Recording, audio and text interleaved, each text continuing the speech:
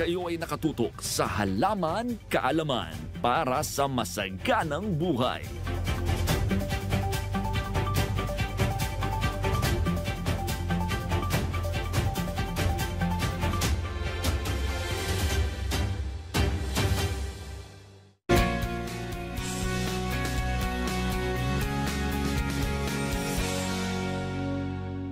Nagbabalik ang masaganang buhay.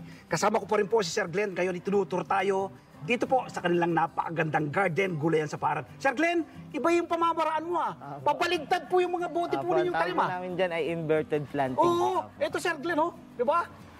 Anong bote ito Sir Glenn? Ito po yung mga pinaggamitan ng suka. Ayan, mga suka, toyo. Okay. Oo, parang yung alcohol din Tsaka Sir yung mga Glenn. alcohol po. Opo. Yan. Tapos may bunga na Sir Glenn Ayan. Ito po ba ganyan, direct planting po ba yun o kinupunla mo muna? Nagpupunla po kami tapos tinatransplant po natin siya sa mga used types. Yes. Po. Ito po yung mga ilang araw na yan Sir Glenn, may bunga na. mga ano na po yan, mga nasa 1 month na po yan mahigit. Malapit na po yung magbunga po na Sir marami. Glenn, ang palaya, ito palang talbos niyan, panalo na. Opo, ayan. Bonus pa yung bunga. Yes, sir. Okay, lipat nga tayo Sir Glenn. Sir Glenn, lipat tayo ngayon dito. Aba!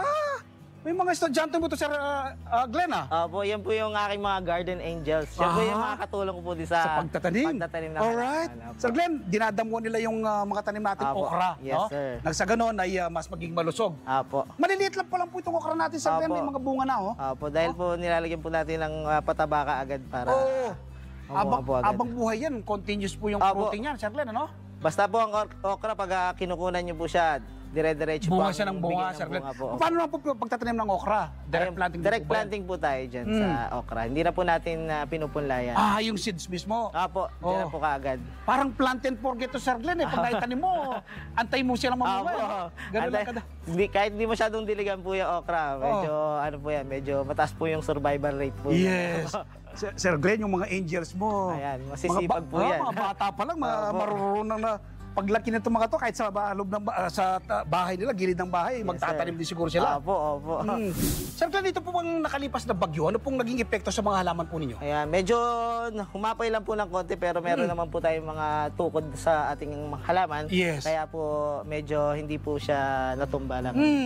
About kapag may matindi naman ang sikat ng araw, ano naman pong epekto sa mga pananim po ninyo? Dito po talaga problema po namin ay tubig. Tubig, Ayan, alright. Yung dahil po- pandidilig, okay.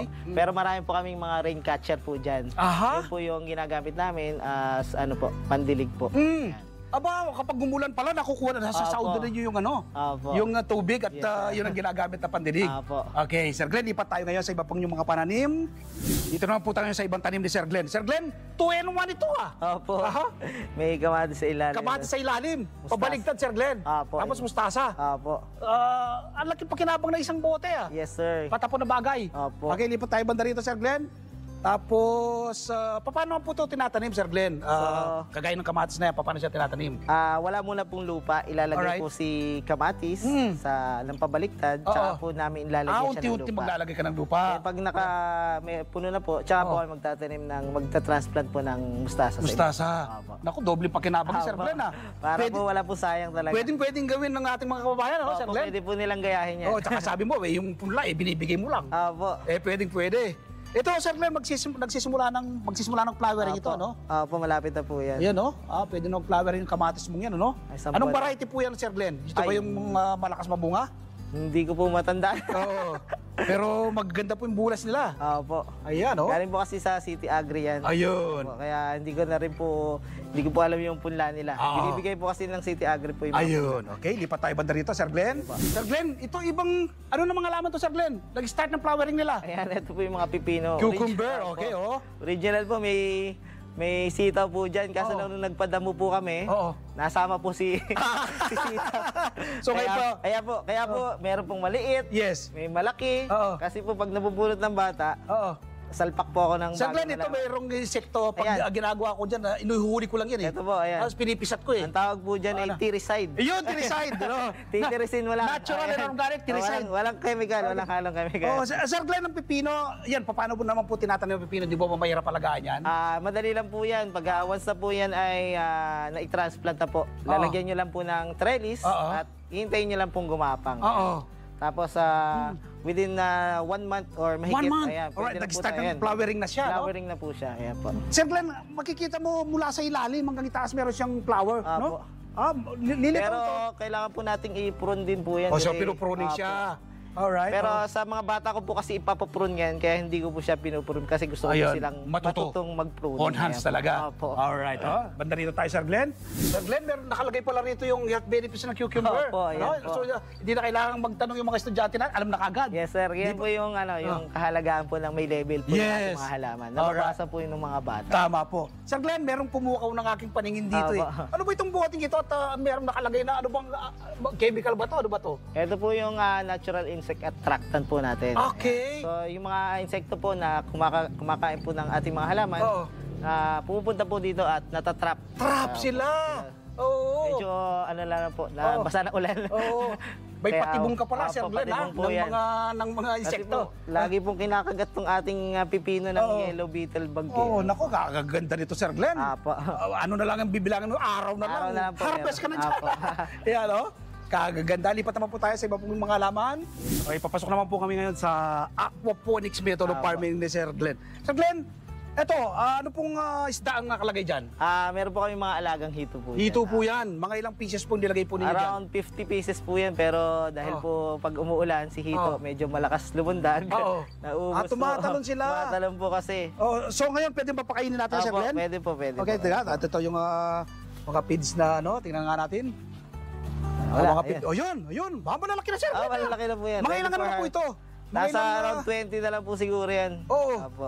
So yung halaman natin na nakapaligid dito, Sir Glenn, dito na kumukuha ng nutrients. Opo. No, Yung yung po pong- ating may lettuce po tayo Oo. sa gabi. Yung idinumi nila, Opo. ito na, malalaki na, Sir Yan po Glenn, yung no? nagiging Maano na yung pataba ng nila, ating no? mga halaman. Oo. Tapos, yung pamamaraan nyo, kakaiba talaga, Sir Glenn, ha? Tumutulo doon, ano? Paano, may oxygen po bang umakit at tubig dyan? Yung pong meron po tayong pump doon, tapos diretso sa filter para Oo. malinis din po ng konti yung Nasasala po tubig. yung dumi. Oh, Then yung final filter po natin, yung mga halaman po. okay, oo. Para mas malinis po yung balik dito sa ating pan. So nagiging pataba na po ng halaman. Opo, pataba po yung dumi ng isda mo. Opo. Alright. Tapos itong nasa ating likuran na to, ito yung greenhouse mo. Dito ka namimigay ng mga Dyan po kami pre-seedlings. Yes, sir. Oh? Yan po yung aming lagay ng mga seedlings. Oo. Diyan din po kami nag-hydroponics. Oh, so ito yung hydroponics naman, ano? Ito aquaponics. Na seed bank. May Oh, seed yung bank mga po unang kami. pinunta natin, konbensyonal. Opo. Kumpleto ka dito, Kumpleto. Sir Glenn, ah.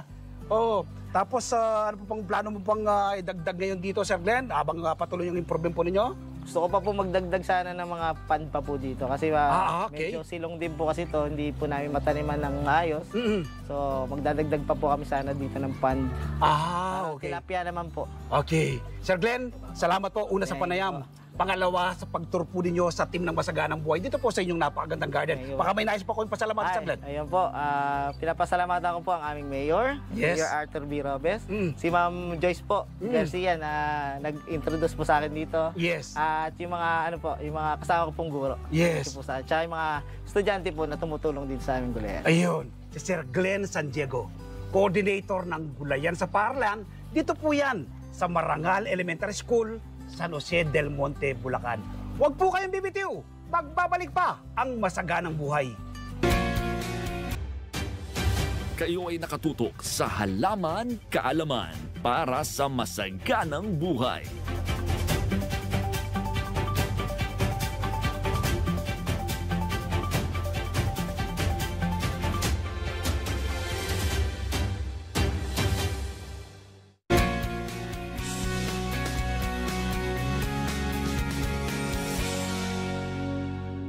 Nagbabalik ang Masaganang Buhay. Ako po si Merlyson para sa ating Feature Plant of the Week.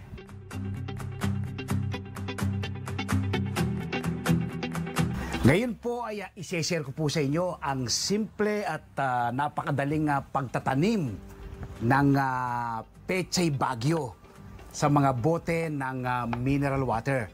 Harvest din po tayo ng aking mga tanim na Pechay Bagyo at tayo ay gagawa ng masarap at masustansyang kimchi ala magsasakang reporter. Halip po kayo, samahan niyo ako.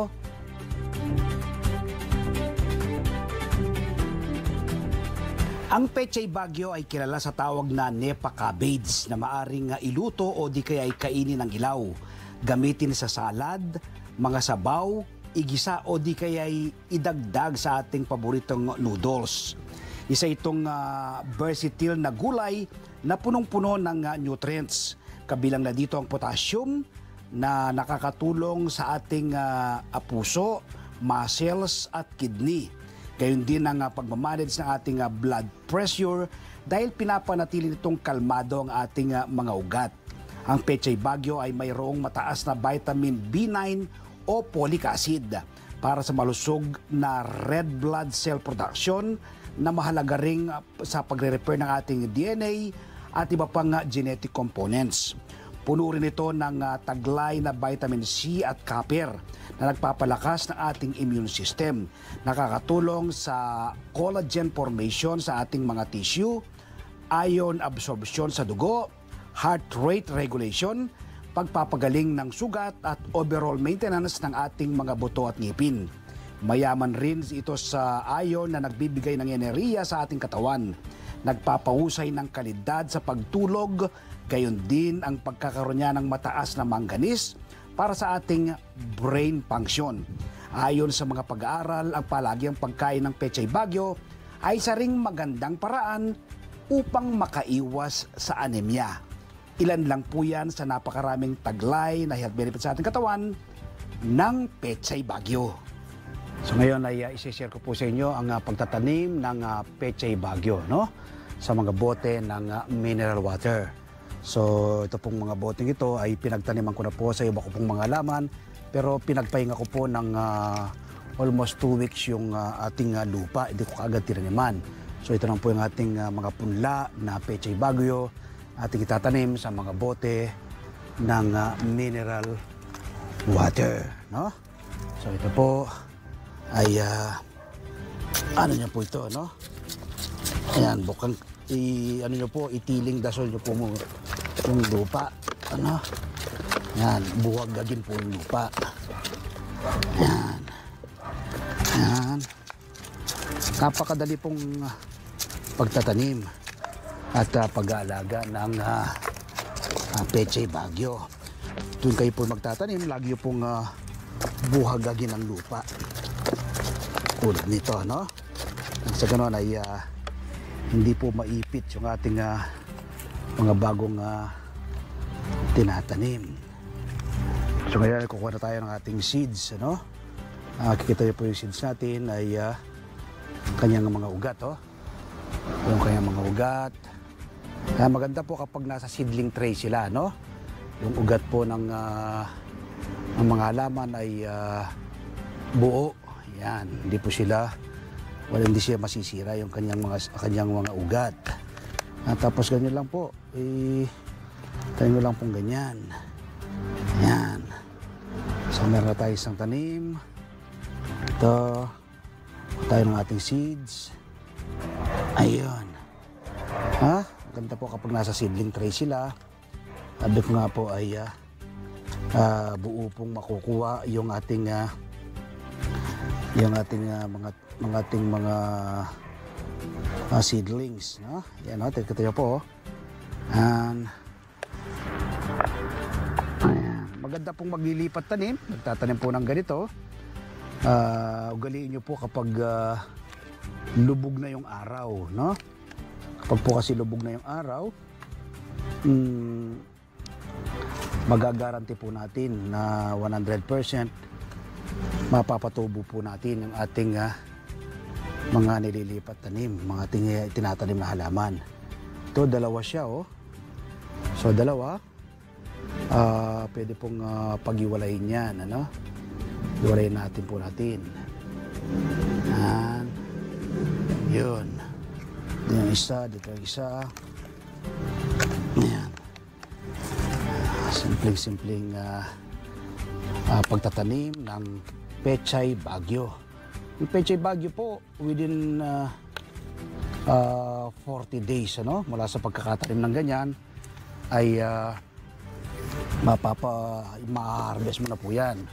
Pagkalipat tanim, bahagya po silang diligan, ano, para yung pong kanyang ugat mag-fit po sa lupa.